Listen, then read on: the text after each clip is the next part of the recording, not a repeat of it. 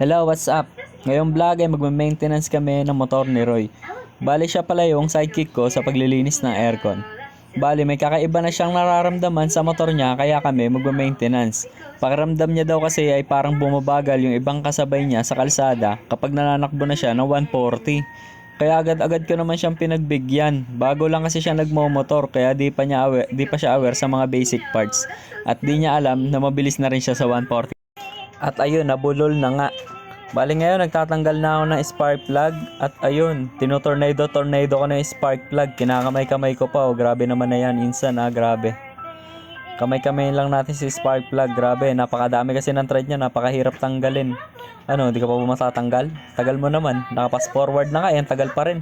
Ayun, natanggal na nga. At sigurado naman talaga naman na carbon loading na talaga siya. At ayan na yung ipapalit natin bago. Baka naman iridium spark plug. Ngayon, babalik na natin. At kung makikita nyo kanina yun, tinanggal na yung spark plug, sigurado naman na maganda yung sunog ng motor niya dahil hindi itim yung kanyang spark plug. Ma-brown. At ayan, ikakabit na natin yung bagong spark plug. At dyan na tayo magtatapos. May susunod pa tayong video, part 2, yung fuel pump replacement. Hanggang sa muli.